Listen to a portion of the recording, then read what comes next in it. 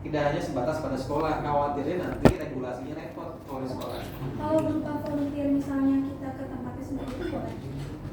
Tempatnya sendiri? Misalnya saya ngambil contoh kayak di museum batik. Nah itu nanti kita mungkin jadi salah satu volunteer yang di sana yang jadi tour guide atau yang seperti itu. Kamu menjadi tour guide di sana. Bisa aja, tapi sasarannya siapa? Sasarannya boleh, sasarannya nanti adalah misalnya siswa SMP atau anggota Karang Taruna, itu mitranya. Kalau misalnya tour guide ke salah satu museum, berarti itu ada mitra kedua. Mitra keduanya adalah museum. Kalau mitra satunya adalah museum, maka yang akan kamu berikan penyuluhan adalah pengelola museumnya. Itu kan nggak mungkin ya kamu memberikan penyuluhan ke pengelola museumnya, kecuali kamu melakukan penyuluhan kepada pengelola museum terkait dengan manajemen.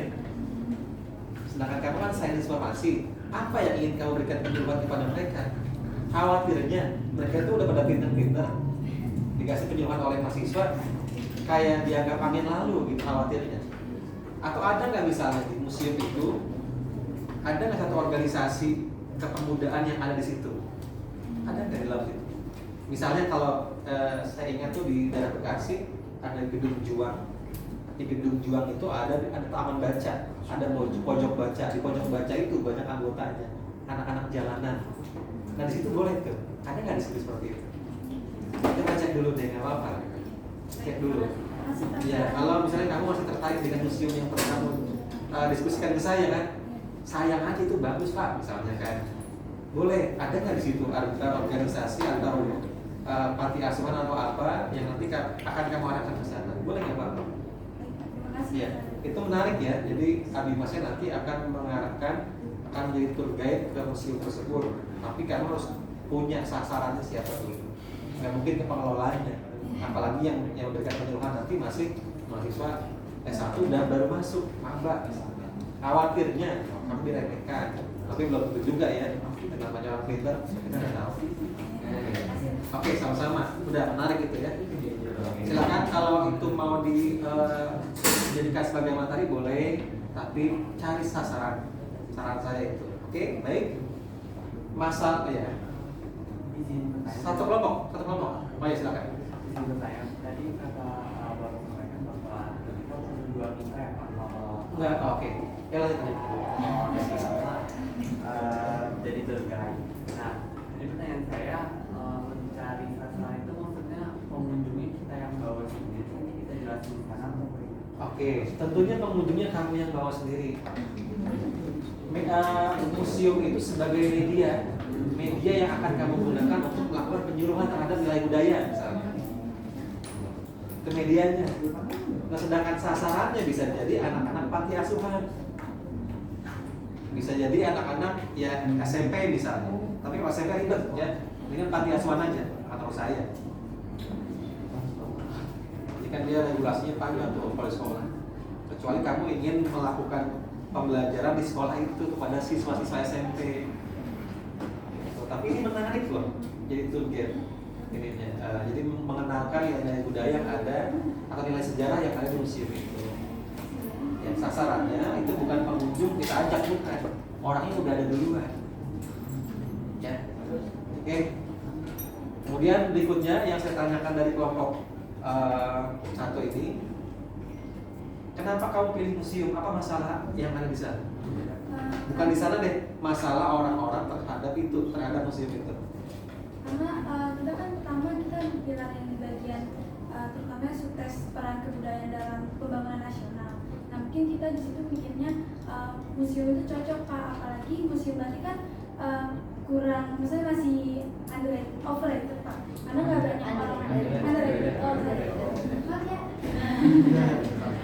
underrated, jadi belum banyak yang tahu kan. Orang-orang tuh kalau misalnya museum pasti terpaku misalnya museum Kota Tua, Fathahillah dan semacamnya itu. Jadi mungkin kita ambil batik karena emang masih belum banyak yang tahu. Terus sebagai jurusan sains informasi juga kan kita memberikan informasi dan lebih menyebarluaskan lagi ke anak-anak yang orang-orang yang mau kita jadikan sasaran. Oke, baik. Kamu sudah ada masalahnya ya. Jadi ini menarik. Boleh dilanjutkan. Tolong nanti kamu tulis judul yang kamu rencanakan ke grup. Akan saya revisi. Judulnya akan saya revisi ke bentuk judul pengabdian kepada masyarakat. Silakan ya. Oke, sama-sama. Saya berlanjut ke kelompok yang berikutnya ya. Bapak pernah dulu Pak? Oh, oke. Masih kelompok 1? Masih? Ya, silakan. Nah, tadi kan Bapak bilang kalau di sekolah itu kan regulasinya susah. Nah itu apa Bapak tuh mitra mana yang regulasinya itu mudah buat diajak bekerja sama dalam Ablimas tuh? Yang paling mudah itu Karang Taruna. Karang Taruna itu paling mudah. Ya. Karena pengelolanya masih muda-muda. Insya Allah gak ribet. Menurut saya ya, saya pribadi Karang Taruna. Yang mudah-mudah, yang dari Karang Taruna itu gampang. Apa banget? Ya, terima kasih.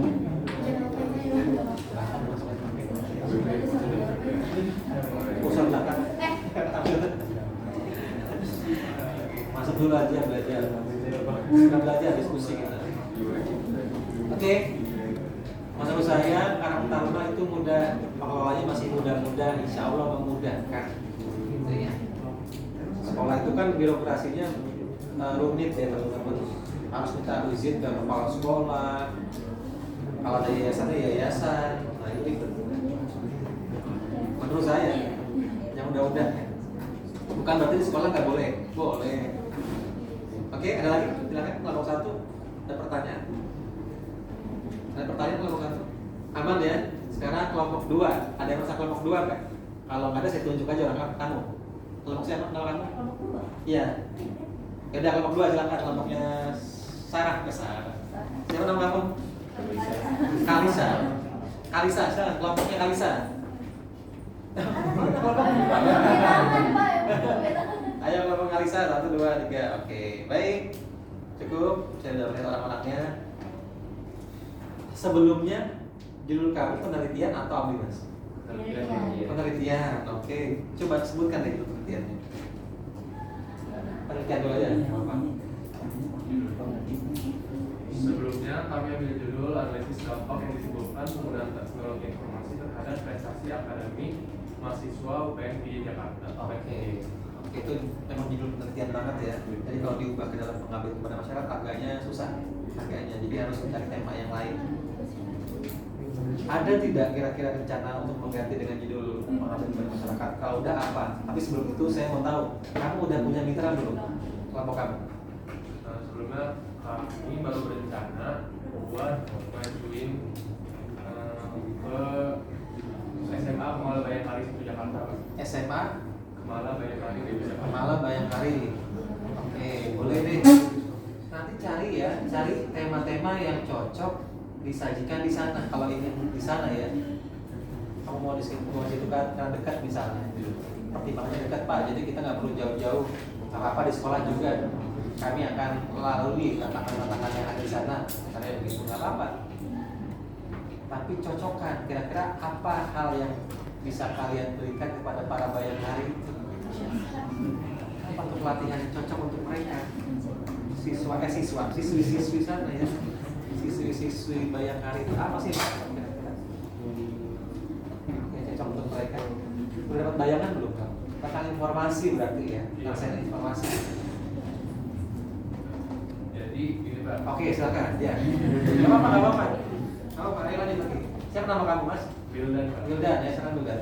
Nantinya kita itu bakal ngadain kayak presentasi gitu ke salah satu kelas lah gitu. Nah setelah dilakukan pemaparan, kami itu rencananya bakal pilih beberapa siswa untuk mewakili mereka itu untuk melakukan studi survei gitu. Survei. Oke. Lanjut. Tentang dampak yang ditimbulkan dari penggunaan teknologi informasi data. Oh, dampak. Ya, Berarti jatuhnya kamu masih penelitian itu kalau survei. Masih penelitian. Boleh survei itu boleh dilakukan untuk menganalisis kebutuhan mereka. Mereka butuh apa sih? Jadi sebelum kamu melakukan pengabdian kepada masyarakat, kamu boleh survei dulu kebutuhan mereka apa di sana. nanti akan terjawab tuh kebutuhan terbanyak adalah X misalnya, maka X itulah yang akan kami jadikan topik Abimas kamu, karena dasarnya udah ada. Dasarnya udah ada, nggak bisa membantah nanti dosen apapun, nggak bisa membantah kalau temanya udah kamu tentukan dari hasil survei itu, hasil pertanyaan-pertanyaan tersebut. Boleh menyebarkan pertanyaan-pertanyaan yang terkait dengan materi boleh, tapi ada yang namanya pretest dan post test gitu kan. Pretest itu kan dilakukan sebelum kamu menyampaikan materi kan. Mereka udah ngerti belum sih tentang pengetahuan saya informasi ini misalnya. Kemudian setelah kamu ajarkan, berikutnya kamu kirim lagi tuh, namanya post test. Pertanyaannya sama dengan pertanyaan pretest. Bedanya adalah sebelumnya kamu belum ngajarin, setelah itu kamu udah ngajarin. Apakah ada perbedaan? Apakah ada peningkatan dari Abimas kamu? Nah, artinya apa? Artinya sebetulnya ya, kalau mau ideal teman-teman, kalau mau banget ideal, kamu melakukan sebuah pengabdian kepada masyarakat dengan tema tertentu, kamu harus tahu masalahnya apa. Nah, salah satu langkahnya adalah dengan mengubah kuesioner tadi, mengetahui apa masalah atau kebutuhan mereka. Gitu, teman. Tapi kalau nggak perlu survei, ya kamu harus cari di internet apa sih kebutuhan yang diharapkan oleh siswi-siswi Bayangkari.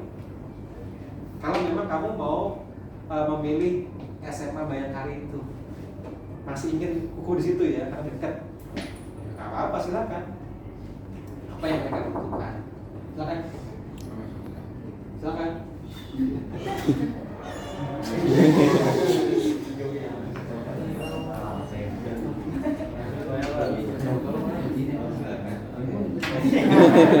Kamu sadar ya, Pak?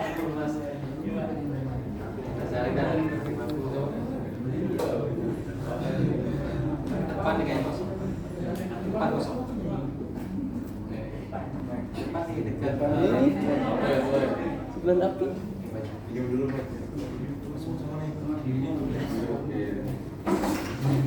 Oke, itu ya. Memang agak rumit. Kalau di sekolah itu apa sih kebutuhan mereka?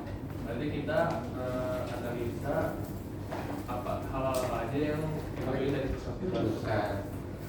Iya, jadi kalau mau ngambil sampel, anggaplah Pak saya cuma ngambil 5 orang atau 10 orang. Ya kamu berarti datang dulu ke sana. Boleh nggak Bu? Kami mau melakukan pengabdian kepada masyarakat, tapi kami masuk survei dulu, mau menganalisis kebutuhan mereka.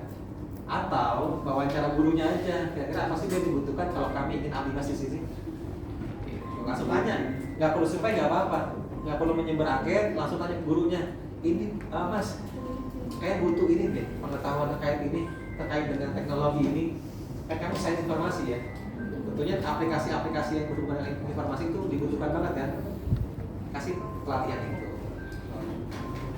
Oke. Ya, jadi berarti untuk kelompok 2 ini yang perlu ditemukan adalah mitranya. Masalahnya belum. Segera ya, cari ya. Karena judul sebelumnya itu lebih kepada judul penelitian banget, susah agak dimiringkan atau diselepetin ke Abimas susah. Oke, baik. Lanjut ke kelompok 3. Silakan ya, kelompok 3 yang temannya Mbak ini. Mbak siapa namamu? Maya, kelompoknya Maya, ayo. Maria, kelompoknya Maria. Oke, baik, cukup. Boleh perwakilan dari kalian menjawab. Nah, dulu itu mati dulu tuh. Saya nggak konsentrasi di ini. Ini alarm bangun tidur apa apa nih? Jangan handphone saya? Oh bukan ya? Udah cukup. Udah mati. Oke, kembali ke kelompoknya Maria. Maria, sebelumnya kamu penelitian atau Abimas Maria? Penelitian, apa judul penelitiannya? Judulnya hendaknya literasi di era digital mengakibatkan banyak warga negara demonstrasi tidak paham permasalahan. Oke, jadi awalnya meneliti kurangnya pemahaman literasi ya, menjadi penyebab terjadinya demonstrasi dan lain-lain, istilahnya gitu ya. Nah ini bisa nih dimasukkan ke dalam pengambilan masyarakat, tapi lebih kepada literasinya, penyuluhan terkait pentingnya literasi pada generasi muda Di mana itu? Yang suka ikut demo kan siapa? Mahasiswa. Jadi kamu Abimas ke mahasiswa dong. Nah, pikirkan dulu, pikirkan. Ya. Kalau dari judul itu berarti kan sasaran kamu mahasiswa. Nggak cuma 5 mahasiswa. Yang demo kan banyak, satu kampus dong. BEM, waduh bahaya bro. BEM itu udah senior. Ya, kamu melakukan penyuluhan ke BEM, oke aja saya, oke aja. Cuma kamu nanti berani nggak menghadapi kakak kelas kan? BEM itu udah kakak kelas biasanya. Kamu penggeraknya itu kan BEM biasanya ya, penggeraknya BEM dan organisasi lainnya. Berarti kamu penyuluhannya ke sana. Kalau latarnya tadi ya, kalau beranjak dari judul penelitian tadi, kalau judul penelitian itu mau dilanjutkan ke Abimas, maka sasaran kamu itu pasti mahasiswa. Masa semua mahasiswa kan nggak mungkin juga. Paling perwakilannya, siapa perwakilannya? Ya BEM yang mewakili mahasiswa. Mau nggak ke sana? Kalau nggak mau, cari mitra yang lain. Gitu ya, itu pertimbangan dari saya. Ada nggak kira-kira pertanyaan dari kelompok 2 kelompok 3 silakan. Sebenarnya udah ganti lagi. Oh ganti ya. Iya, jadi sosialisasi AI untuk menghadapi salah. Nggak apa. Oh, meningkatkan pemahaman dan efektivitas pembelajaran siswa SMP. Masih kita cari SMP-nya dalam menggunakan AI. Oh itu boleh. Dalam menggunakan AI-nya, AI yang mana harus dispesifikasikan. Bisa ChatGPT misalnya, gitu ya. Ataupun AI yang lain. Kalau ChatGPT kayaknya udah terlalu banyak ya, dan orang udah ngerti tentang ChatGPT. Mungkin AI yang lain ya, yang banyak orang nggak ngerti. Kalaupun masih pengen ChatGPT, maka cari sasaran yang emang nggak ngerti sama sekali. Coba deh, itu orang-orang yang belum ngerti ChatGPT siapa aja. Kalau mahasiswa udah pasti ngerti sekarang. Anak SMA juga bisa ngerti. SMP juga kalau udah tahu ChatGPT ke situ. Arahnya kalau mau nanya apa-apa. Apa yang kira-kira nggak tahu sama sekali? Sasaran. Panti asuhan. Anak SD. Jangan SD, anak SMP deh. PJWL. Ya mereka sebetulnya bisa-bisa aja. Yang betul-betul buka. Iya. Buta teknologi. Jadi Abimas kamu itu betul-betul kepake oleh mereka. AI itu kan gampang banget sekarang. Siapapun yang punya HP bisa menggunakan AI. Tapi masyarakat yang di mana yang kira-kira cocok untuk diberikan penyuluhan itu? Ya menurut saya ya panti asuhan atau yayasan lainnya deh, yang memang masih belum terlalu paham dengan AI tersebut. Masyarakat umum tentunya ya. Kalau Karang Taruna itu udah canggih-canggih biasanya mereka. Jangan AI yang lain deh. Tapi kalau mau AI, cari sasaran yang memang betul-betul membutuhkan. Itu menurut saya, yang pandangan saya ya. Oke, ada pertanyaan tadi? Masih kelompoknya Maria, silakan. Oke, jika ada pertanyaan ajukan lagi. Kalau mau ganti, yang ganti aja nggak apa-apa.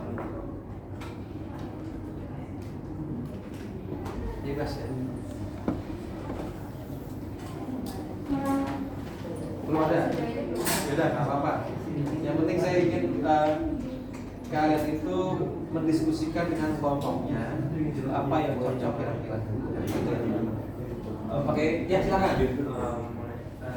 Secara umum aja kalau kayak pengambil masyarakat tuh harus yang benar-benar kita ngasih penjelasan juga apa boleh juga kayak fokus ke diskusi kayak dua arah gitu loh Pak. Boleh, dua arah boleh. Penyuluhan boleh, dua arah diskusi boleh.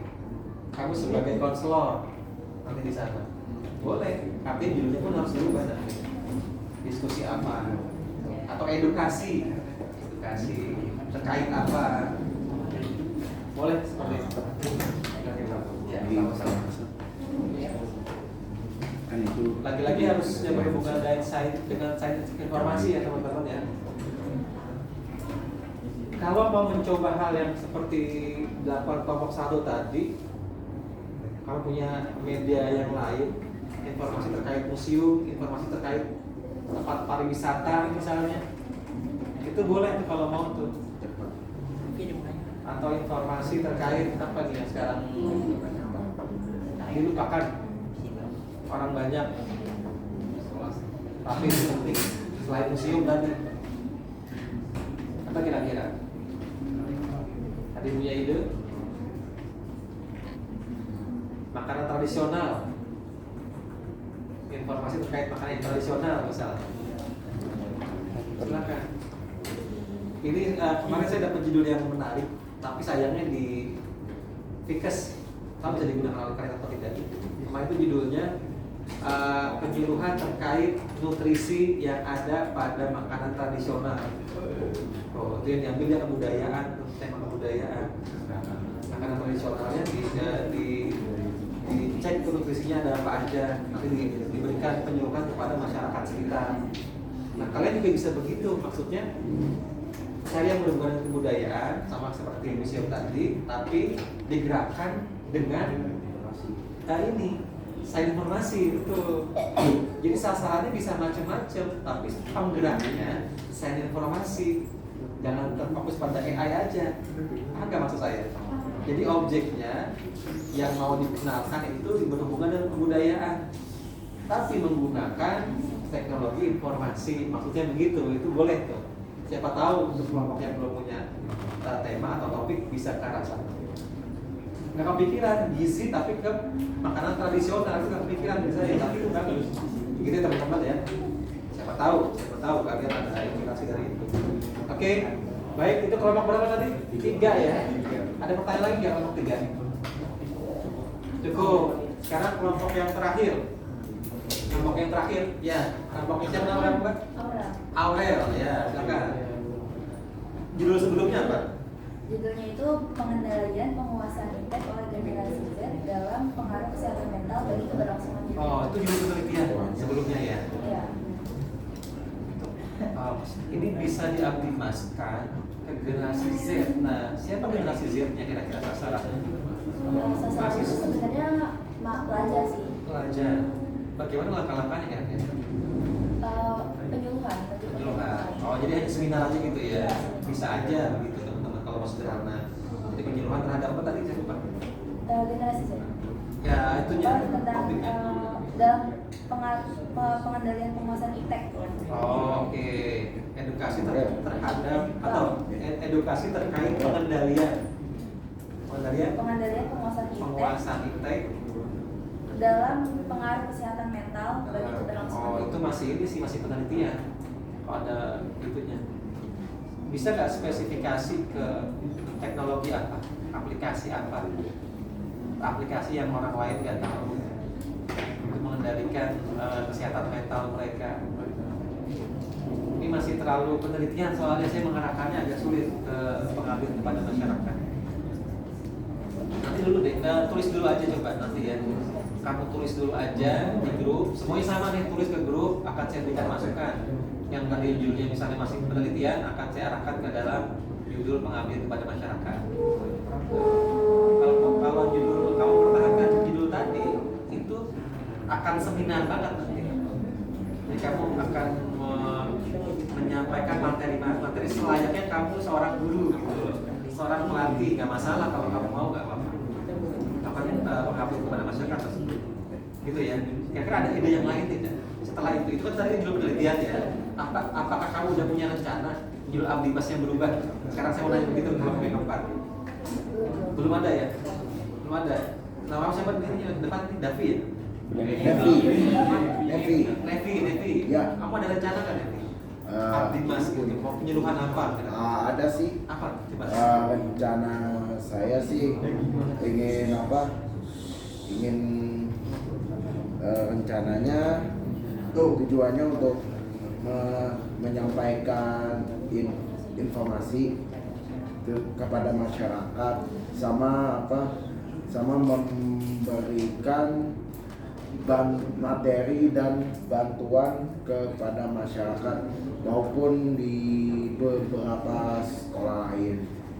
Nah, jadi kalau di sekolah lain ini menyampaikan apa itu sains informasi, terus apa itu bagaimana kuliah di UPN bisa memberitahu semuanya bukan hanya masyarakat aja, tapi di sekolah-sekolah, di beberapa sekolah.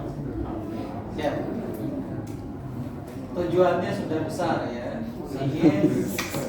ingin memberikan informasi ke masyarakat luas. Tapi abdi mas itu tidak bisa kita lakukan di masyarakat luas. Biasanya spesifik di satu tempat aja gitu ya, Nevi. Ya. Tempat. Kalau terlalu luas, nanti biayanya cukup besar. Kecuali kamu mengadakan seminar penyuluhan di Zoom secara umum. Ini kan nggak begitu konsepnya. Konsepnya bukan seminar umum, tapi penyuluhan terhadap ilmu kamu nih. Ilmu kamu yang diaplikasikan kepada satu mitra. Saya tuh pengen mengarahkan seperti ini nih, kelompoknya satu gitu. Kelompok yang pertama gitu ya. Ilmu kamu diaplikasikan pada salah satu objek yang memang sudah terbengkalai. Gitu. Pakainya begitu tuh, kepake jadi abdi masnya. Ya. Oh, ini aplikasi ini bisa untuk menyebarluaskan nih. Menyebarluaskan satu hal yang memang itu penting tapi sudah dilupakan masyarakat. Boleh itu. Tempat pariwisata juga boleh, tempat pariwisata. Kuliner, tempat kuliner boleh. Ngasih edukasi tentang cara mengiklankan makanan kepada satu tempat makan yang sebetulnya bagus, enak, tapi kok sepi. Itu boleh. Itu abdi mas. Jadi kamu ngasih abdi masnya itu ke ya mereka, ke pedagangnya. Kapan misalnya waktu kosong mereka boleh tuh ajak diskusi terkait dengan ini loh, ada sarana-sarana buat publikasi, buat iklan. Itu kan oke tuh. Ilmu kalian dipakai untuk mereka. Untuk memberikan iklan. Siapa tahu ya, silakan kalau mau mengambil itu sebagai dulu pengabdian kepada masyarakat. Masih ada. Iya Bu.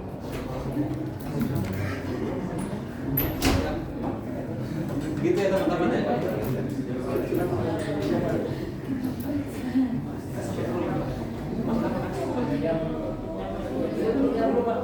Sepuluh 30 Pak. Masih lama banget Pak.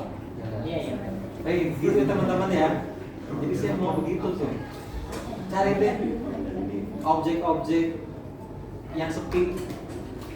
Boleh pariwisata, boleh kuliner, boleh kebudayaan. Kalian sebagai orang yang mengajarkan mereka cara mengiklankan produknya, menyebarluaskan informasi di platform apapun untuk menggerakkan kegiatan mereka. Tidak hanya restoran ya, tidak hanya pariwisata, kegiatan yang lain pun boleh. Ya silakan. Berarti itu pengabdian kepada masyarakat tuh objeknya tuh nggak harus dalam lingkup yang banyak gitu ya Pak? Iya, satu tempat aja nggak apa-apa. Yang penting ilmu kamu dipakai buat mereka. Nih kamu misalnya makan di satu tempat nih, ini tempat menarik banget ya. Ada saungnya misalnya, ada lukisan-lukisan, tapi kok sepi, kenapa ya? Nah, tugas kamu untuk mengajarkan mereka bikin iklan. Gitu. Nggak harus restoran yang gede, yang kecil juga nggak apa-apa, asalkan menarik. Ya, ada jajanan baru nih, inovatif banget nih jajanan, tapi masih banyak belum dikenal oleh orang. Nah, cara kamu untuk memberikan pelatihan ke orang itu, kan tidak hanya yang dagang ya, ada juga yang bertugas untuk membersihkan ya rumah makan aja misalnya, atau pengelola tempat wisata di sini. Selain Ragunan di mana sih? Entah di sini. Selain di Ragunan, selain Ragunan dan Tawangmini itu udah besar, jangan, nggak perlu itu. Monas, Monas juga udah besar. Ya apapun itulah ya, silakan cari ya Mbak. Kenapa? Kalau mitranya itu keluarga sendiri, Keluarga sendiri ya, itu dalam bidang apa tadi? yang tadi Ya ITEK. Maksud saya keluarganya bergerak di bidang apa? Teknologi. Niatnya kamu ingin memberikan pengetahuan ke keluarga terkait ITEK tadi. iya, karena Untuk ngapain? karena kan keluarga itu biasanya ini ya Pak, banyak yang praktek gitu. Nah jadi kita menilai Oke. Oke, kalau bisa keluarga kamu itu masuk ke dalam anggota PKK ibu misalnya. Nah itu boleh. Jadi mitranya adalah ibu-ibu PKK.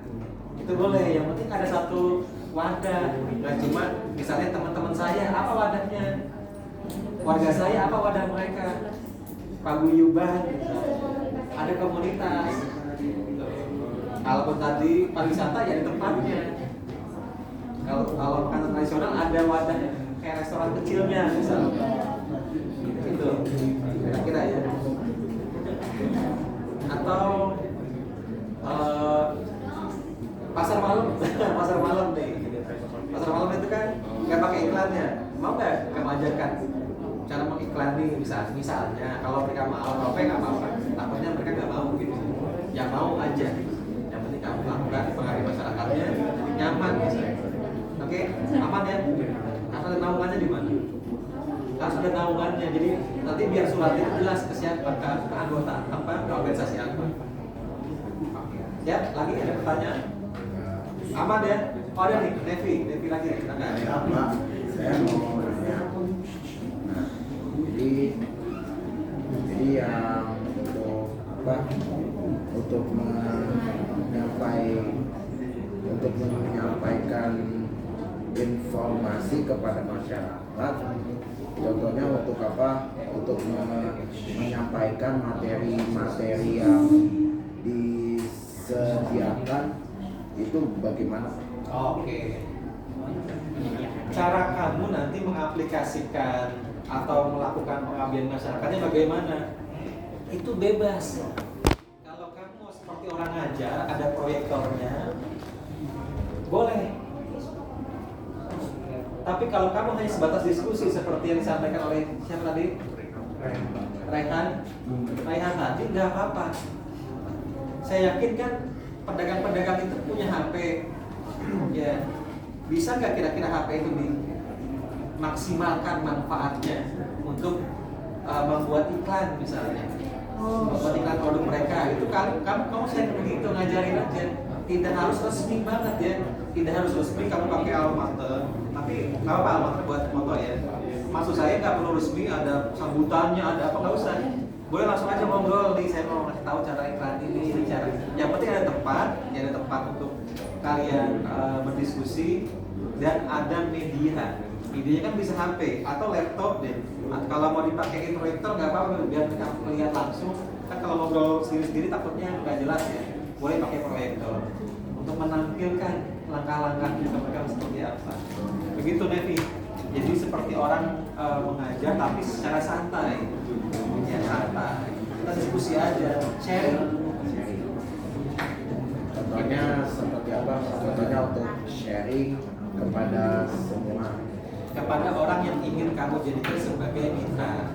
Misalnya kamu udah milih para pedagang makanan tradisional yang mau kamu ajarin cara buat iklan misalnya, maka kepada mereka fokusnya, jangan ke semua orang tapi fokus ke mereka, ke mitra. Jadi kalau yang ke anak-anak sekolah untuk mengajarkan cara untuk membuat iklan sama membuat promosi. Boleh. Misalnya gini deh, salah satu yang dibutuhkan oleh anak SMA nih, kalau yang mau anak SMA nih ya teman-teman, kalau yang masih mau anak SMA, kita kan punya satu platform apa ya untuk menyampaikan biodata kita tuh namanya link apa namanya? Nah itu nyebutnya bisa juga. Nah itu kan termasuk ke dalam CV digital kita ya. Ajarin cara buat itu juga nggak apa-apa. Anak SMA. Maksud saya teknologi yang spesifik, jangan semuanya. Spesifik aja ajarin satu hal ke mereka dan kepake buat mereka, itu boleh. Gitu. Satu aplikasi yang kira-kira penting dan orang lain banyak yang nggak tahu. Itu boleh. Kalau mau di SMA. Itu ya teman-teman, cara ajarin cara nulisnya. Jadi ketika saya mengetik nama kamu nanti akan kelihatan tuh di Google. Oh itu siapa, apa karyanya, akan kelihatan. CV-nya di situ nanti. Itu buat anak SMA cocok itu, penunjuk ke dunia kerja. Gitu ya. Siapa tahu kalau itu. Banyak banget pokoknya peluang-peluang digital atau informasi digital itu banyak. Kan kamu tahu di banyak hal. Ya.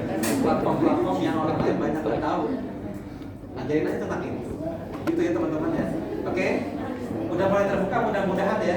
Apapun bisa kalian jadikan sebagai materi aplikasi. Oke? Cukup? Ada lagi pertanyaan? Ya, silakan. Nama siapa? Rizgianto. Silakan.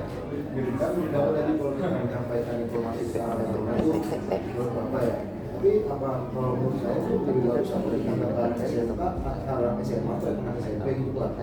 Soalnya kalau menurut saya Pak, Karang Taruna itu pemikirannya jauh lebih luas daripada pemikiran anak SMP atau SMA. Nah sementara kita kalau mau ke anak SMP atau anak SMA dan kita susah izinnya Pak, berbagai sekolah, berbagai guru segala macam, dan kita harus teliti lah dalam menyebarkan informasi dan harus tertarik soalnya karena waktu itu saya kan SMA pernah ada anak mahasiswa datang juga menyebarkan informasi itu, cuman kebanyakan menurut saya gitu Pak. Jadi gimana cara mengatasi masalah saya tersebut itu gitu. Oh gitu. Jadi pertanyaan intinya adalah bagaimana cara mengendalikan kelas gitu ya. Iya. Mengendalikan audiens biar nggak tidur. Nah itu namanya public speaking. Ya, public speaking. Dan itu kalau kamu mau di sekolah konsekuensinya kamu harus bisa mengendalikan kelas. Karena yang diajak ngobrol itu banyak kan di sekolah. Karena kamu banyak nih, banyak orang, tentunya nggak cuma satu orang yang mengendalikan. Ada yang mengatur untuk mengendalikan siswa-siswa yang ada di belakang misalnya. Kamu satu kelompok ada berapa orang sih? Ada berapa? 9. Kan gak semuanya ngajar nih. Yang jago public speaking kan 1 orang atau 2 orang. 2 orang itu jadi fokus. Yang lain ngapain? Yang mengendalikan. Adik-adiknya lagi pada tidur. Hati-hati ya. Jangan ya deh. Oke, mengendalikan. Ada yang bertugas untuk memvideokan. Memvideokan nggak dari awal sampai selesai, enggak, potongan-potongannya aja. Kemudian ada bertugas untuk foto, bagi-bagi tuh video sama foto kalau bisa video orang. Ya, kalau bisa video orang. Ada yang sebagai operator, ya, mengendalikan komputer, kemudian menyajikan presentasinya. Jadi si pengajarnya ini yang melakukan penyuluhan enak, nggak perlu repot-repot lagi. Kalau ngajar sambil megang proyektor takutnya ribet kalau belum menguasai. Artinya harus ada yang mendampingi. Bagi-bagi tugas itu enak ada 9 orang tersebut. Ada yang jaga di depan untuk melakukan presensi, misalnya itu paling enak itu duduk di depan kerjaannya. Ya siapapun itu bisa punya tugas masing-masing sesuai porsi dan kemampuan. Itu teman-teman ya. Jadi semua punya andil. Kalau cuma 1 orang yang melakukan penyuluhan, ya wajar ada yang tidur, ada yang main HP. Karena kalian kan belum punya pengalaman mengajar kan, tentunya kan. Belum bisa memperhatikan satu persatu, belum bisa mengerti dia harus memperhatikan saya atau tidak, belum bisa. Makanya harus bekerja sama. Solusinya itu sih. Jadi harus banyak yang mengawasi di pojok kanan. Yang motor itu kan palingnya bisa mengawasi foto, video, atau orang lagi yang bertugas untuk membuat aman kelas tersebut. Gitu ya. Kalau mau di sekolah, itu oke. Ada lagi pertanyaan yang lain? Ada? Kalau nggak ada, saya menuju ke proposal nih. Ya, menuju ke proposal. Ya, oke. Siap ya teman-teman ya. Kita bahas proposal. Proposal untuk PKM. Perhatikan dulu semuanya. Perhatikan. Proposal PKM itu lebih sederhana daripada proposal penelitian yang kemarin sudah kalian buat. Kalau di penelitian itu kan ada landasan teori, kemudian ada state of the art dan lain-lain gitu ya. Nah ini lebih sederhana, lebih mudah untuk kalian tulis. Yang pertama ada halaman sampul, kemudian ringkasan, daftar isi, daftar tabel, daftar gambar, daftar lampiran, pendahuluan, kemudian solusi, tahapan PJBL, jadwal, data pusaka, dan gambaran teks. Selebihnya nyusul tuh, ada peta lokasi dan lain-lain. Ini lebih simple. Jadi kalau kamu kemarin udah sempat buat proposal penelitian, kemudian ganti ke proposal ini, akan lebih mudah. Gitu ya. Contohnya, ya kamu udah buat sendiri kan, Halaman sampul seperti apa? Mirip seperti yang udah kalian buat. Cuma keterangannya di sini bukan lagi penelitian, tapi pengabdian kepada masyarakat. Oke, hilangkan ini ya. Hilangkan keterangan halaman sampul. Kemudian judul ini akan relatif panjang. Tidak pendek seperti judul artikel populer. Kalau judul berita itu, judul YouTube itu pendek ya. Yang penting bombastis. Ya bombastis itu tujuannya apa? Biar orang itu mau baca atau mau mengklik, paling enggak. Judulnya oke, tapi ketika dibaca biasa aja. Ketika ditonton di YouTube biasa aja, nggak sesuai dengan judul. Itu memang dunia jurnalistik, memancing orang untuk baca atau untuk mengklik YouTube tersebut. Nah kalau judul di karya ilmiah itu panjang-panjang rata-rata, nggak bombastis, tapi jelas gitu ya ini judul. Kalau terkait dengan hurufnya, kalian tinggal ngikuti template yang udah kalian dapatkan. Udah dapat belum? Udah. Termasuk pengabdian kepada masyarakat. Udah juga. Oke, baik. Ini nggak perlu saya jelasin ya. Nama juga. Ini juga nggak usah.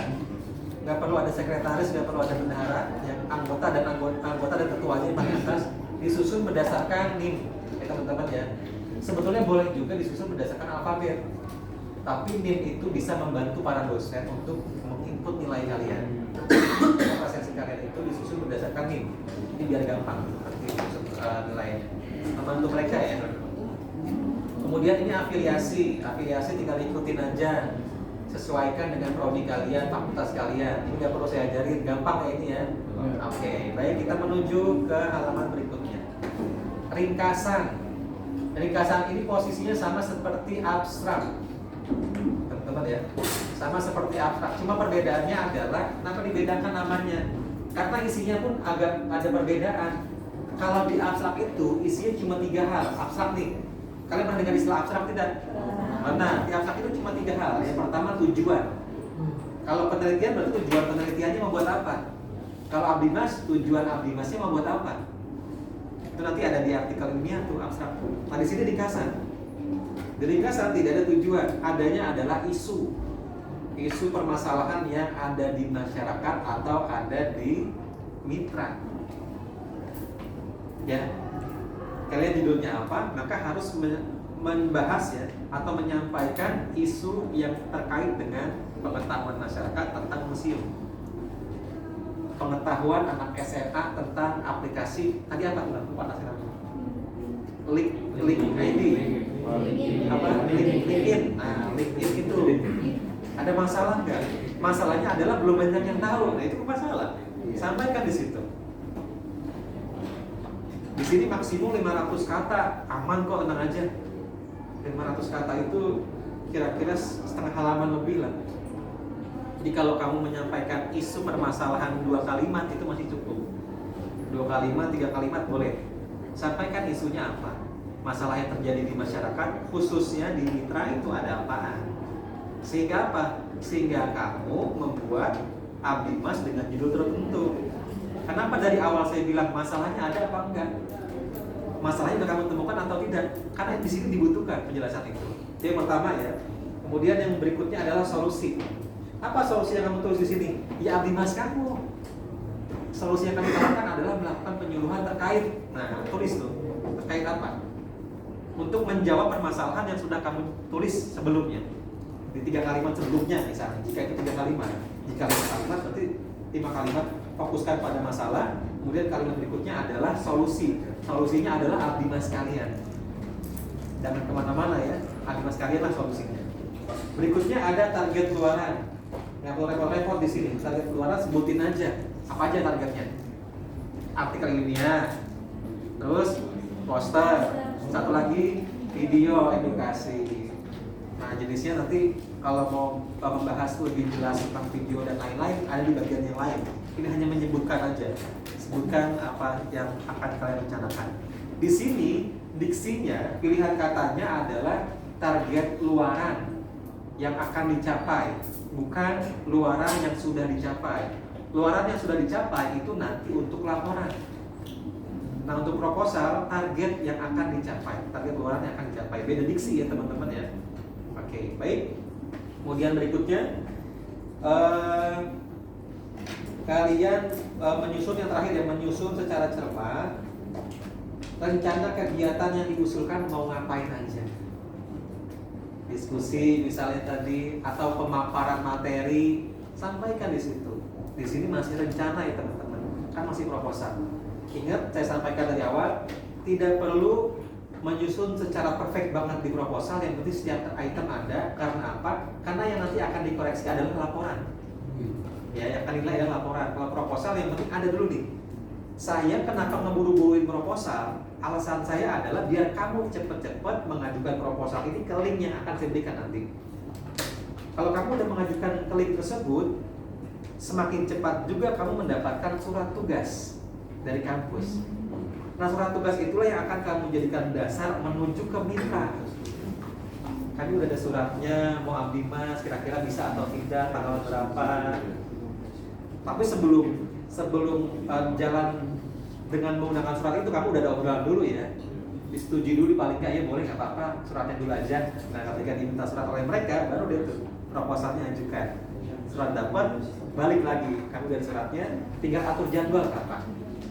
Itu ya teman-teman ya. Oke, jadi saya apresiasi kepada kelompok kalian nih, untuk kelas kalian yang udah cepat bikin proposal. Oke, silakan.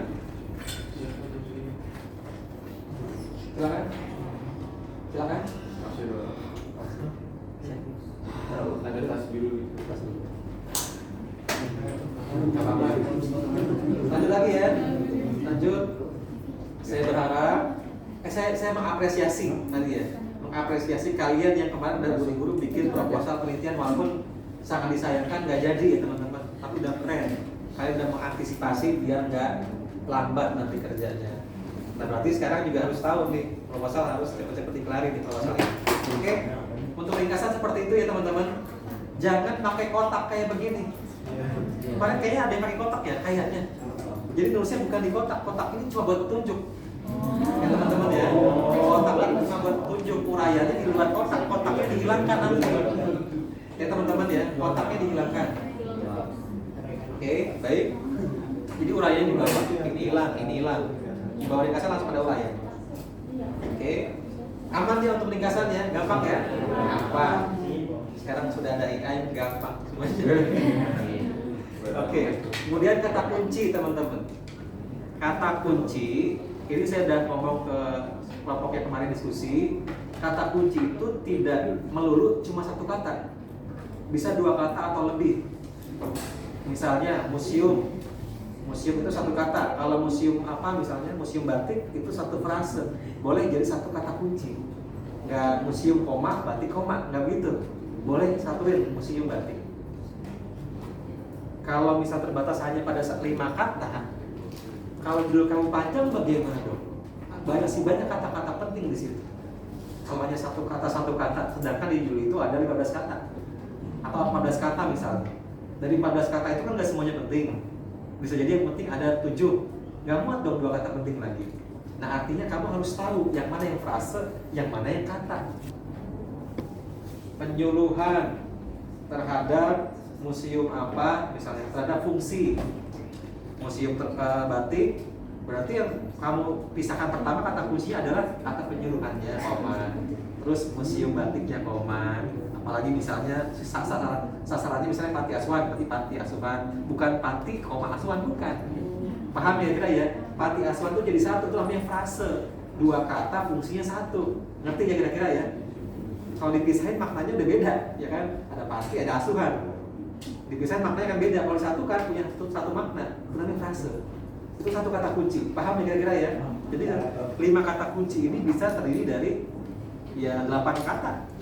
Karena satu kata kunci bisa ada 1 kata, ada 5 kata atau lebih. Itu kira-kira. Oke, itu untuk kata kunci itu. Ada pertanyaan sampai sini? Aman ya? Aman berarti. Kemudian pendahuluan, inilah saatnya kalian merangkai kalimat demi kalimat menjadi paragraf, paragraf demi paragraf menjadi sebuah wacana atau karangan. Nah pendahuluan tidak perlu ada begini teman-teman. Misalnya poin 1 pendahuluan atau bab 1 pendahuluan, gak usah. Ini kan proposal. Kamu buat slide-nya proposal. Pernah nggak kalian membuat proposal untuk mengajukan dana misalnya atau mengajukan acara? Kalau pernah, ada babnya nggak? Nggak ada. Ada begini, misalnya 1 titik pendahuluan. Dan tidak perlu misalnya A titik latar belakang, nggak usah. Nggak usah, langsung aja uraian latar belakangnya kamu tulis dari awal sampai selesai. Paham ya kira-kira ya? Itu yang pertama. Lalu apa aja yang perlu kamu tulis di situ? Yang pertama adalah uraian tentang tema yang terpilih. Kan bisa jadi tema yang udah kalian pilih sebelumnya berubah ya, sesuai dengan kebutuhan pada mitra kalian. Mitra kalian ternyata kebutuhannya bukan itu, ya udah deh temanya berubah. Maka ya udah jelaskan, uraikan 2 paragraf tentang tema itu, 1 sampai 2 paragraf. Misalnya pembangunan nasional, jelaskan tuh yang berhubungan dengan pembangunan nasional 2 paragraf.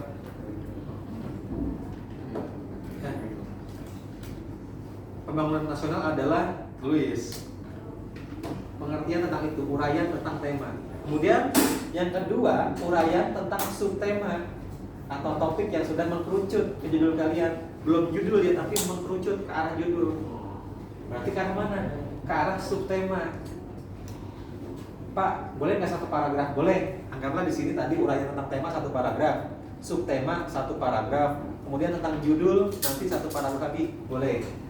Silakan. Gampang nulis sekarang. Gampang banget. Kalau minta bantuan juga nggak apa-apa, manfaatkan teknologi, tapi baca ulang. Ya teman-teman ya, baca ulang ya. Jangan sampai kalian cuma nyuruh doang, salin, tempel, jangan, baca dulu. Layak kan nih? Kalau layak ya udah silakan dikembangkan ulang. Oke, berikutnya adalah analisis situasi. Nah inilah yang tadi saya bilang, masalah yang ada di mitra, masalah yang ada di masyarakat itu apa, sehingga kamu ujung-ujung memberikan tawaran melakukan Agrimas materi ini di sana. Ada masalah apa sih di masyarakat? Oh iya Pak, karena pengetahuan masyarakat tentang LinkedIn ya, LinkedIn itu masih belum banyak. Kata siapa? Mana datanya? Nah kalian perlu data di sini. Perlu menyampaikan bukti kalau pernyataan kalian itu benar. Kalian misalnya bilang bahwa restoran ini kok sepi, apa datanya, apa buktinya? Misalnya pengunjungnya dalam sehari hanya mencapai sekian, pernyataan dari manajer misalnya, itu boleh sebagai buktinya. Pernyataan boleh dijadikan sebagai dasar. Ada fotonya nanti, apalagi ada foto wawancara kamu dengan manajernya atau dengan yang lain. Itu namanya analisis situasi. Semua masalah yang kamu sebutkan di situ itu harus berdasarkan referensi, ya data. Kalau nggak ada data, referensi deh itu dari mana? Dari jurnal-jurnal itu bisa kamu jadikan sebagai referensi. Dari berita online misalnya terkait dengan perkembangan sesuatu, boleh kamu jadikan sebagai referensi. Artinya apa? Kamu ngomong di situ ada masalah, datanya ada dari berita, misalnya begitu. Jadi jangan semata-mata hanya ngobrol aja tanpa ada dasar. Dasarnya bisa dari macam-macam. Yang jelas sumbernya jelas. Karena nanti di sini ada daftar pusaka nih teman-teman. Di bagian terakhir ini ada daftar pusaka. Bayangkan ini kan Agrimas. Tadi kamu melihat nggak ada bagian ada dasar teori? Ada nggak? Ini data pusaka ya. Data pusaka itu kan idealnya, normalnya yang kalian tahu data pusaka ini berasal dari penjelasan-penjelasan yang ada di bab landasan teori atau bab isi gitu kan, tentang pengertian-pengertian. Tapi di proposal Agrimas ini itu nggak ada tuh bagian untuk landasan teori. Untuk pembahasan nggak ada. Lihat tuh ada ringkasan, daftar isi, daftar tabel, pendahuluan, solusi permasalahan, tahapan PJBL, jadwal. Ada nggak data yang berhubungan dengan landasan teori? Nggak ada. Lalu di mana letak atau di mana daftar pusaka itu berasal? Ya dari pendahuluan ini nih. Pendahuluan itu kan menyajikan analisis situasi. Analisis situasi itu permasalahan yang kamu ambil dari berbagai sumber. Nah sumber itulah yang nanti masuk ke daftar pusaka. Nah gitu teman-teman ya. Oke, sudah mulai paham kira-kira? Nah di analisis situasi itu kamu setelahnya menyebutkan isu permasalahan yang dihubungkan dengan nilai-nilai mata kuliah yang lain. Misalnya mata kuliah yang lain itu selain bahasa Indonesia ada apa lagi Mas? Iya, kamu. Selain bahasa Indonesia NKWK yang gabungan dengan ini. Pancasila, terus agama, terus agama pimpinan, terus cukup. Oke, berarti sebutkan ya. Kamu sudah menyampaikan banyak masalah tentang target yang ingin kamu selesaikan. Kemudian kamu berikan hadis di situ misalnya. Berdasarkan hadis ini ternyata itu merupakan sebuah masalah. Ada nilai mata kuliah agama. Berdasarkan kepemimpinan misalnya. Apa tuh? Undang-undang atau teori siapa kamu masukin ke sini. Jadi semuanya berdasarkan dasar yang ada nilai mata kuliah tertentu. Bahasa Indonesia nggak perlu. Ya ini lagi ngomongin kaidah kebahasaan itu bahasa Indonesia. Gitu ya. Jadi nggak perlu memberikan nilai bahasa Indonesia, nggak perlu. Tapi yang perlu adalah nilai keagamaan di mana, kemudian nilai Pancasilanya mana, jadi itu Pancasila ya. Nilai kepemimpinannya mana. Munculkan beberapa teori yang berhubungan dengan masalah-masalah yang kami sebutkan di situ. Sehingga apa? Sehingga teori-teori tersebut kan berdasarkan sumber ya teman-teman ya, berdasarkan referensi ya. Itu bisa juga dimasukkan ke dalam daftar pusaka nanti. Oke, udah mulai bisa dipahami kan? Kemarin kalian buat proposal penelitian juga begitu kok. Siapa yang kemarin tuh? Yang kelompoknya presentasi ke saya siapa kemarin? Saya Pak. Ya udah ada itunya kan? Nilai agamanya udah ada. Kemudian nilai Pancasilanya udah ada. Nah itu maksudnya. Teori-teori yang nanti kita dapat untuk dianalisis situasi itu dijadikan solusinya gitu ya Pak? Dijadikan landasan. Landasan. Ya landasan. Landasannya ini loh, sehingga kita harus menyelesaikan masalah itu. Nah seperti itu maksudnya. Sama-sama. Oke, ada pertanyaan lagi?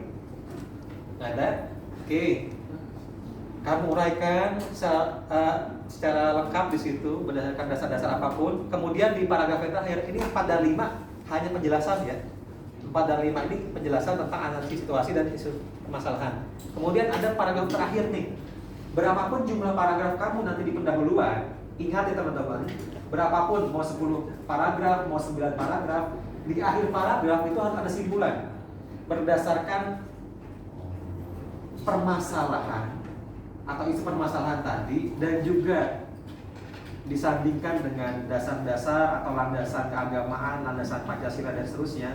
Kami bertujuan untuk melakukan pengabdian kepada masyarakat dengan tema apa, subtema apa, dan judulnya apa yang akan dilakukan kepada siapa. Intinya buat paragraf akhir yang isinya menyimpulkan uraian di atas tadi itu menyebabkan kami ingin alimas di situ. Paham ya kira ya? Harus ada itunya, kalau nggak ada kurang. Oke, baik, itu untuk bagian pendahuluan. Kemudian ingat kotaknya juga dihilangkan. Berikutnya solusi permasalahan. Nah ini gampang teman-teman. Tulis solusinya ngapain? Ya alimas. Bagaimana alimasnya? Bagaimana caranya? Tulis di situ. Paling pertama adalah tulis solusinya. Kamu akan melakukan penyuluhan, kamu akan melakukan pelatihan, kamu akan melakukan apa? Silakan. Apa yang ingin kamu lakukan di sana? Kemudian yang kedua, target keluarannya apa aja? Kan tadi ringkasan udah kamu sebutkan ya. Di sini setelah dirinci kamu jelaskan artikel itu bentuknya gimana. Artikel itu apa sih? Apa yang akan kamu tulis nanti di artikel? Buat apa itu artikel? Kalau tadi cuma disebutin aja, di sini sebutkan apa itu artikel, apa fungsinya, bagaimana bentuknya. Kemudian sama juga seperti poster. Apa itu poster? Bagaimana bentuk poster?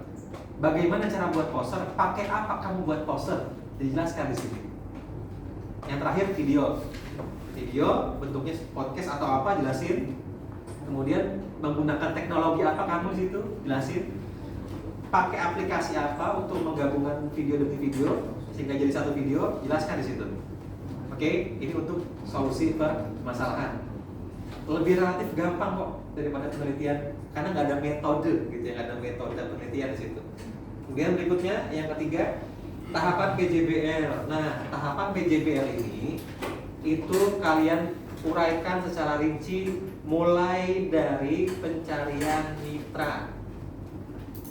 Ya, kamu menentukan mitra dulu. Tadi udah ketahuan di SMA Bayangkari, itu pertama tuh. Kemudian yang kedua, mencari permasalahan atau mencari isu permasalahan di mitra itu. Dapat tuh misalnya, ketika udah dapat satu isu, maka merumuskan judul. Udah tuh poin-poinnya. Intinya yang paling pertama, jangan buat proposal, jangan. Proposal itu nggak akan terbentuk sebelum kamu tahu permasalahan. Idealnya begitu. Jangan kamu buat proposal dulu, kemudian disuguhkan ke mitra, dibaca oleh si mitra. Perasaan nggak ada masalah itu di sini, nggak cocok kan? Ya artinya idealnya kamu harus bertemu dengan mitra dulu, cari masalah, rumuskan judul, baru buat proposal. Itu langkah-langkahnya. Kemudian setelah membuat proposal, ajukan proposal kan, pengajuan proposal kepada UPN. Ditulis itu, urutkan secara rinci.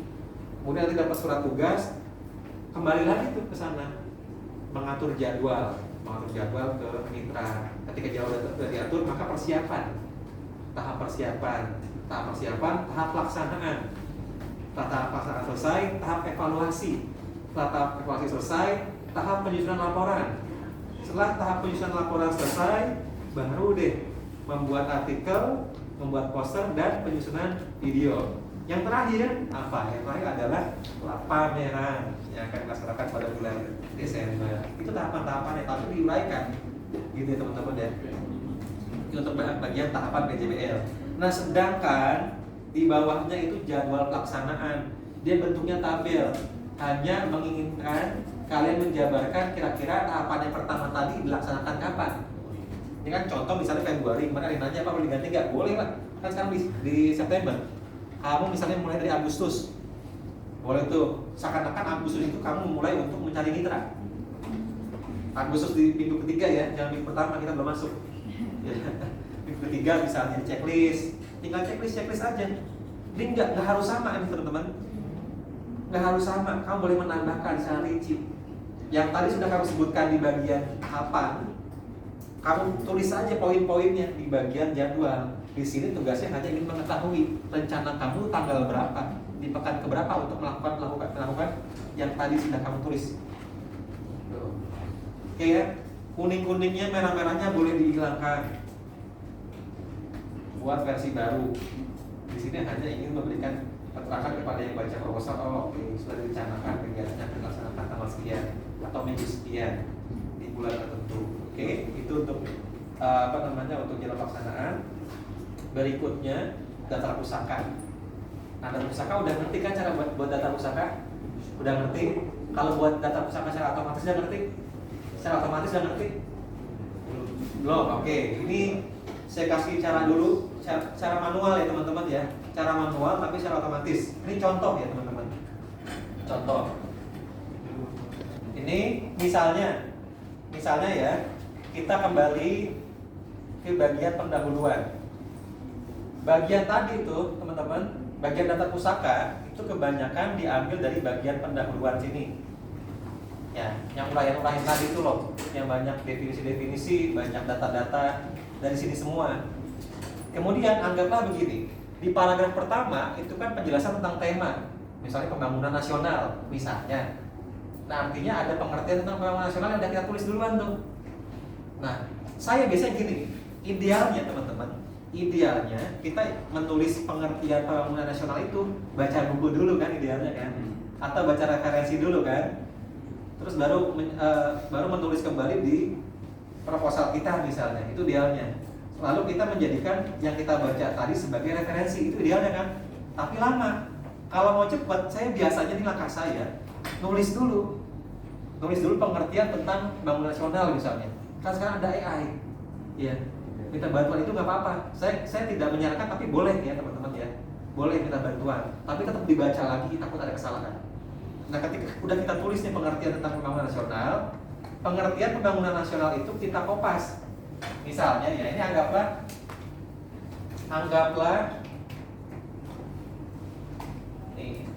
kalimat ini teman-teman itu pengertian tentang pembangunan nasional tadi.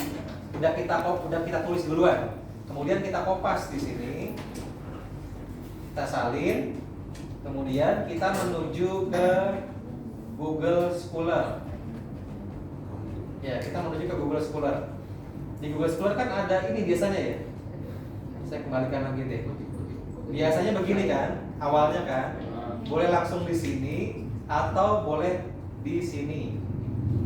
Ya bisa aja. Nah kalimat yang tadi kita kopas teman-teman, kalimat yang tadi udah kita tulis duluan dan kita kopas sekarang, kita masukkan ke sini. Muat sebanyak apapun muat. Nah udah masuk ke sini kan semua kalimat yang saya kopas tadi. Anggaplah ini pengertian pembangunan nasional. Kemudian kita searching di sini, kita cari di sini, maka akan ditemukan beberapa artikel ilmiah yang banyak tebelnya.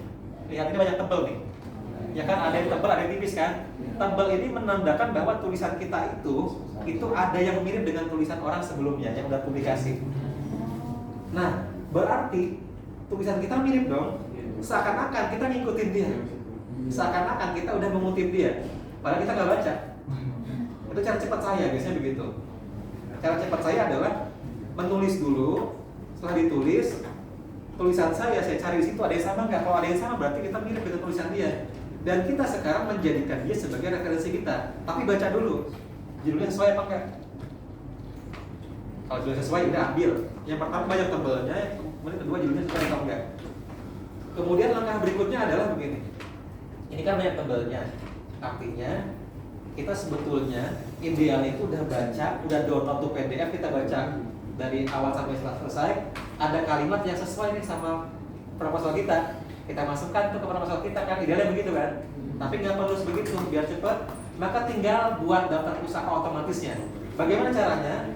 Lihat nih, lihat, perhatikan. Di sini ada tanda kutip, klik aja tanda kutip. Kemudian di sini ada daftar pusaka yang udah otomatis tersusun. Tinggal kita pilih yang mana, yang MLA, yang APA, atau yang ISO. MLA Modern Language Association, ini American Psychological Association dan seterusnya. Nah kita pilih yang ini yang sering digunakan di Indonesia, APA, yang Nataju Tempe itu loh, nama, tahun, judul. Nah ya itu APA. Nah sekarang kita kopas kembali. Kita kopas, kemudian kita masukkan, tinggal kita masukkan ke daftar pusaka yang tadi. Artinya pekerjaan yang seharusnya kita selesaikan selama 5 jam ini cuma 5 menit kelar. Oke, teman-teman ya. Nih, jadi daftar pusaka kita tulis di sini misalnya, tinggal kalian susun nanti. Ini kan kapital semua ya. Udah tinggal kalian tugasnya mengatur biar kapital semua itu gimana. Jadi jangan semata-mata begini mentah selesai, enggak. Edit dulu lah. Gitu teman-teman ya. Nah dari satu kalimat, ini kan berarti nanti membutuhkan daftar pusaka teman-teman. Perhatikan, di kalimat yang kamu kutip tadi, yang kamu kopas tadi, itu buat kutipannya. Cara begini, siapa nama penulisnya? Institut Tata Usaha, oke. Tahunnya nggak ada. Berarti kalau begini mendingan yang lain teman-teman yang ada namanya ya. Ini berarti gagal, cari yang lain. Ini ada orangnya nih, kita kutip. Ini jelas siapa yang nulis. Kemudian ganti yang tadi lagi.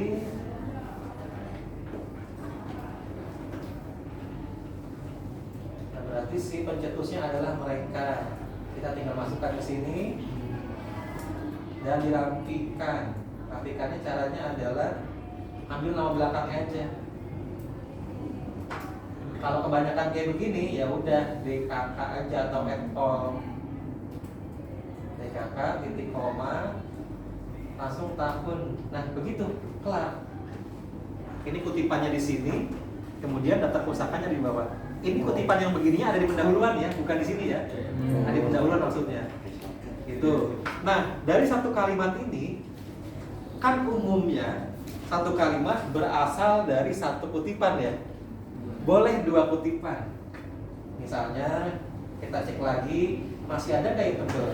Yang banyak. Oh ini masih ada yang tebel lagi nih. Tapi tim pengabdian jangan deh yang lain aja namanya. Oh ini yang tebel lagi, kita kutip lagi. Kita copy lagi, kita masukkan lagi ke sini daftar pusakanya. Jadi ada 2 daftar pusaka dalam satu kalimat. Kan lumayan jadi banyak daftar pusakanya. Teman-teman ya, ini Mana dan kawan-kawan berarti Cara menyisakannya gini teman-teman. Dalam satu kalimat ada dua referensi. Ini referensi pertama, referensi keduanya kita pisahkan dengan titik koma. Kita pisahkan dengan titik koma, kemudian ya rapikan lagi aja. Mana dan kawan-kawan berarti ya. DKK. Nah, seperti itu. Ada dua referensi dalam satu definisi. Ini seakan-akan kita udah baca dua artikel dan merangkum dua artikel tersebut ke dalam satu pengertian. Seakan-akan begitu. Jago kamu baca banyak banget nih. Padahal begini. Begitu ya teman-teman ya. Buat seperti itu. Ada pertanyaan sampai di sini. Pak, Silakan. sebelumnya kan saya udah sempat nanya artinya minta kayak artikel atau proposal itu mereka bilang itu upload ke jurnal Pak. Oh. Iya. Dan itu yang diupload itu artikel apa laporan hasil akhirnya Pak? Gitu aja sih. Yang diupload ke jurnal itu adalah artikelnya. Tapi saya tidak mewajibkan kamu mengupload ke jurnal. Kenapa? Bayar. Kamu punya artikel, upload ke jurnal. Prosesnya panjang loh ya. Prosesnya itu nggak cuma saya mau upload dong, nih duitnya 500.000 misalnya. Ya gitu, prosesnya panjang. Submit, editing, sebelum submit pun prosesnya panjang juga. Jadi kalau tahun lalu memang ada beberapa dosen yang mewajibkan untuk diterbitkan di jurnal. Nah itu kasihan mahasiswanya, karena untuk terbit di jurnal itu prosesnya panjang. Sedangkan si dosen pengen cepat-cepat dapat LOA. LOA itu surat keterangan bahwa kamu udah mau terbit nanti. Nah itu prosesnya panjang loh kalau yang normal. Hingga akhirnya apa? Karena si dosen mewajibkan mahasiswa untuk menerbitkan ke salah satu jurnal atau artikel kalian. Akhirnya apa? Mahasiswa main fast track. Fast track itu main cepet, main belakang. Akhirnya jadi begitu dah. Jadi main kotor. Nah akhirnya apa? Setelah kejadian itu akhirnya apa? Akhirnya tahun ini kalian tidak diwajibkan untuk menerbitkan artikel kamu ke jurnal. Karena yang pertama lama waktunya, berat, dan juga butuh duit buat terbit. Silakan. Jadi yang mewajibkan ini semua dosen, nggak cuma Bapak doang. Mewajibkan apa? Yang nggak mewajibkan upload ke jurnal ini Yang nggak mewajibkan semua dosen harusnya. Semua dosen. Oh. Gitu ya, semua dosen seharusnya. Kalau ada yang mewajibkan berarti dia belum tahu aturannya. Berarti tadi kalau misalnya ada mewajibkan berarti kita berhak untuk membela dong?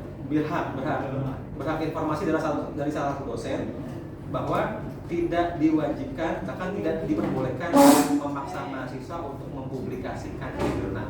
Tapi kalau di-upload ke Google Drive atau dikumpulkan itu wajib. Oh iya. Gitu kan? Itu wajib. Kalau di-upload ke jurnal kan prosesnya panjang. Yang ideal itu bisa 3 bulan, 6 bulan baru terbit loh teman-teman. Sedangkan kalian kan dimintanya di akhir-akhir waktu biasanya. Nah itu nggak dia. Oke, cukup ya. Ada pertanyaan sampai di sini teman-teman? 3-4 menit lagi. Kalau nggak ada, lanjut nih. Berikut adalah yang berikutnya gambaran teks. Maksudnya perhatian dulu, tanggung 2 poin lagi. Gambaran teks di sini adalah kamu jelasin, kamu sampaikan ketika kamu sedang melakukan abdimas, kira-kira teknologi apa aja yang kamu pakai. Tidak hanya pas abdimasnya, dalam prosesnya juga kamu jelasin kamu pakai apaan.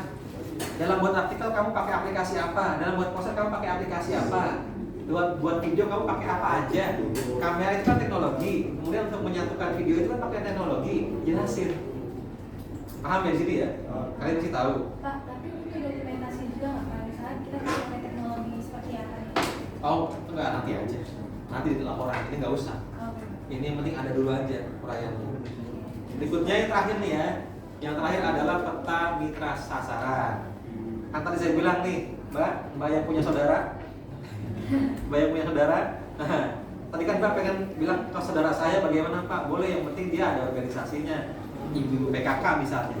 Ini lokasinya kan akan dijelaskan di sini. Organisasi ibu PKK. Dari mana sih arahnya? Dari sini. Dari UPN Pondok Labu ke arah sana. Berapa kilometer? Ya, lihat di map gampang. Itu rute, yang kamu ambil rutenya aja ya. Ini kan rute ya, bukan perjalanan tapi rute aja. Oke, udah itu aja cukup. Dan lampiran yang paling biodata atau profil dari si mitra sasaran kalian. Udah itu yang dapat saya sampaikan. Semoga bisa cepat-cepat dikerjakan. Kalau mau diskusi, ambil satu waktu untuk satu kelas. Kita teman-teman ya.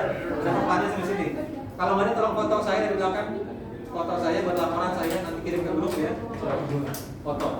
Seakan-akan saya ngajar. Oh, siap. Beneran ngajar. Oke, nanti kirim ke grup. Ya udah. Oke, cukup. Ada pertanyaan sampai sini? Ya. Ada pertanyaan satu lagi dari teman-teman. Berarti ini